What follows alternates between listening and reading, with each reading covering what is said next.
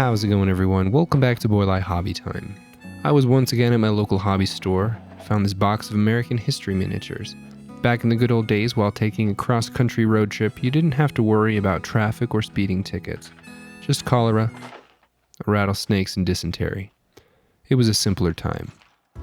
The first thing to do was to get all of the figures off of their sprues, so I grabbed my nippers and I started nipping.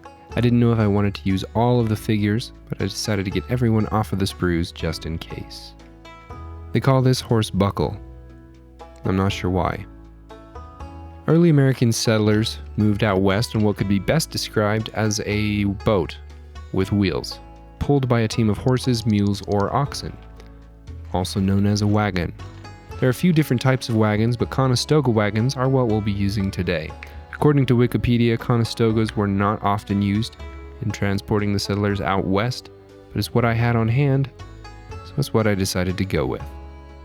After assembling 2 of the wagons, I decided I'd had my fill of wagon making for the day, and it was time to move on to the base. The box came with this diorama base, which makes little to no sense to use, as it is paper thin and can barely support its own weight in the middle, much less some wagons. Instead, I opted to use this canvas board, which I found on sale, and was conveniently about the same size.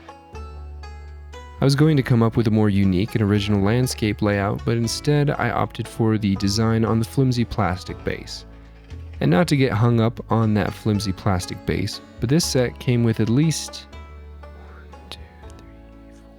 5 wagons, but as you can see here, not even 3 would fit end to end, which doesn't make much of a train. So I asked myself, what am I supposed to do with the rest of these wagons? And that question gave me an idea. I decided to give one of the wagons legs, obviously, to accompany the normie wagons as they cross the plains, and I'll be doing that later on in the video. I cut a piece of XPS to match the footprint of the canvas board, and I glued the 2 pieces together using some foam-safe superglue. I then carved a little creek through the middle of the foam using a nice sharp utility knife.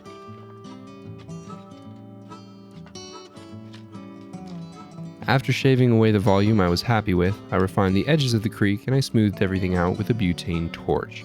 I was wearing a respirator and had a window open the whole time I was doing that. I also made sure to leave a nice path for the wagons. Next step was to cover the foam with the terrain paste. I used Sculptamold to form the shape of the creek bed, and I used plaster paint and Mod Podge to cover the rest of the diorama. The Sculptamold is easier to sculpt and mold into rough shapes, making it a better option for the shaping of the creek, while the Mod Podge and plaster mix is easier to spread across large areas. I like using the 2 together to get the best of both worlds.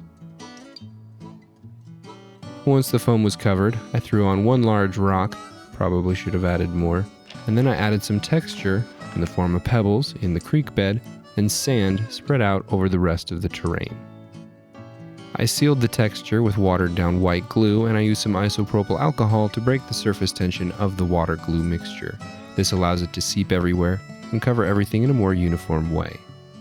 I then set the base aside, and it was time to move on to the Conestoga mech. I broke out my collection of bits boxes and began rummaging around for some bits. The first piece I found that I wanted to integrate and set the direction for the look of the mech was this cab from a truck. I had to trim down a little bit to help it fit better, but that is the case for most of these bits. I built out the shape of the wagon using bits and pieces that looked interesting that I also had 2 of. I tried to keep the main body shape symmetrical, and I only started doing unique things to either side once I got more into the details. For pieces that I only had 1 of, I tried to put right in the middle. The basic idea of kit bashing is to connect things that make no sense being connected in a way that makes sense. And even if it doesn't make sense, as long as it looks cool, it doesn't matter. On one side of this mech, I wanted a big cannon. I constructed it using an assortment of little metal tubes that I got from K&S Precision Metals. I did the same thing with some antennas that I placed on the opposite side of the mech.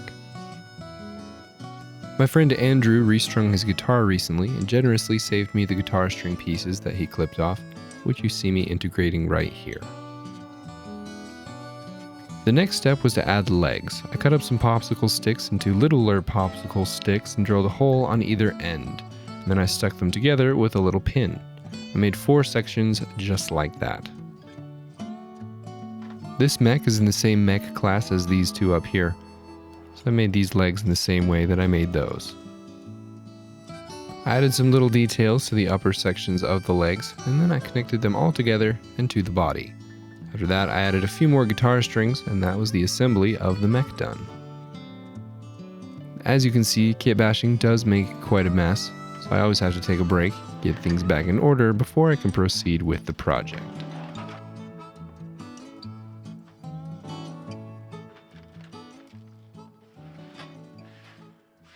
The next step was to take everything outside and prime it. Along with the base, I primed the mech, some horsemen, and of course our beloved wagons. For the base, I decided to paint with an assortment of washes. They went on nice and dark but lightened as they dried and turned out to be more subtle than I would have preferred. I added the washes all together, letting them bleed into each other in a somewhat controlled but random way in an attempt to achieve a relatively natural look. I used some pigment powder to create the dirt road and add a little more color to the dirt around the road. Even though I wasn't thrilled with the look of the ground that I had achieved, I knew I would be covering most of it up with static grass, so I didn't worry about it too much. I applied the grass with the Static King from Woodland Scenics and collected all the excess grass with a vacuum cleaner and a sock.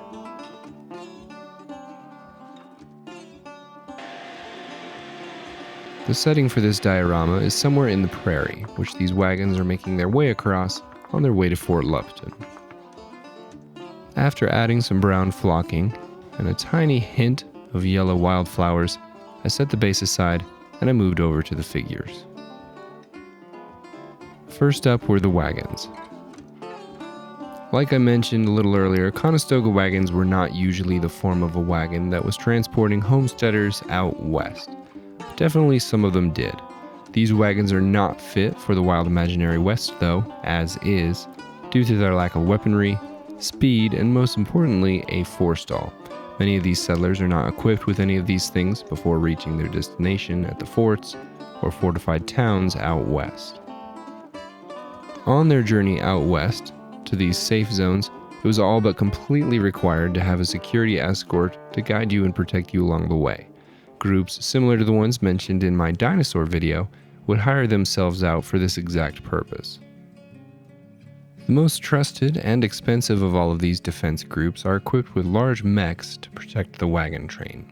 The trip takes a very long time due to the mech's slow pace. However, were they ever to cross paths with a large, ill-intentioned critter, the large forestall would dissuade them from approaching. Should it continue to approach the wagon train, the heavy gun on the side of the walking wagon would make a very compelling second argument. After the figures were painted, it was time to glue them down and wrap this thing up. I wanted to have some water in the creek, so I taped off the ends with some painter's tape, and I used some UV resin between the tape and the diorama to make sure that the seal was nice and secure. I didn't want to have any resin leaking onto the table.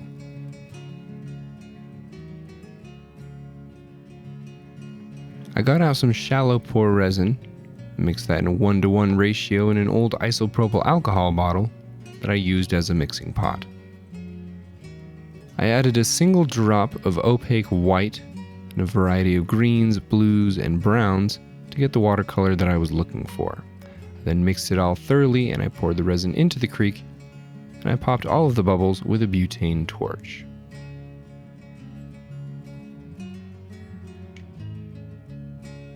After 24 hours, I returned to the diorama and the resin had cured perfectly, so I took off the masking tape, and just a little bit of the UV resin hadn't cured, so I went back and I cured that with the UV light. I used some water waves effects from Woodland Scenics to give the creek some life and movement. I stippled that on and dragged it up and down the stream. I then added some white paint in strategic areas to show which way the water was flowing. The last thing to do was to paint the sides of the diorama with black 3.0. After that, I called it good.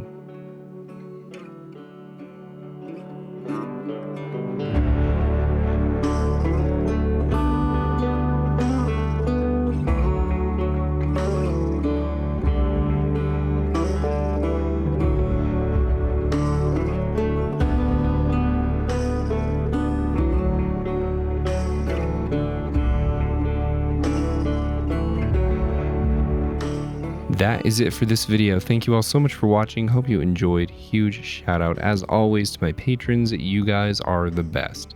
Have an awesome week, everyone. I'll see you next time.